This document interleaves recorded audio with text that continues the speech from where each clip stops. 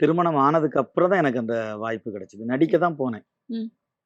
நடிக்க போகும்போது ஒரு 7,00,000 குடுங்க அப்டின்னாங்க. ம். ம். ஆமா. 7,00,000 குடுங்க அப்டின்னோனே, நானும் சரி முதல்ல ஒரு அமௌண்ட் குடுத்து, புதுக்கோட்டையில தான் படப்பிடிப்பு எல்லாம். நான் அங்க இருந்து திருப்பி இங்க சென்னைக்கு வந்துட்டேன். பார்த்தா அங்க இருக்கிறவங்கலாம் என்ன கூப்ட்டு லாட்ஜ பூட்டிட்டாங்க அப்டின்ட்டாங்க. ம். என்கிட்ட பணம் வாங்குனவரு பணம் குடுக்கவே இல்ல.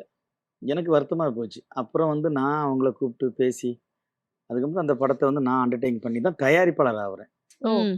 நான் 7,00,000 குடுத்துருந்தேன்னா, இங்க நான் வந்திருக்க மாட்டேன். ம். நான் நடிச்சுட்டு அப்படியே ஒரு 10, 20 படம் நடிச்சுட்டு, அதுக்கப்புறம் எனக்கு அதுல ரூ. 1,00,00,000 விரயம் ஆயிடுச்சு.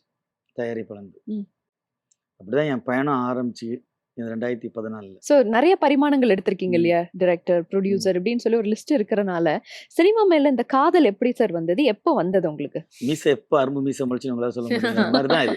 காதல் வந்துரும் அது. சினிமாங்கிறது அது வந்து ஒரு காதல். அத வந்து நீங்க தவிர்க்கவே முடியாது. ம். நீங்க நல்லா காதலிச்சீங்கன்னா, அந்த காதலி உங்களை காப்பாத்துவா. சூப்பர். ஆமா.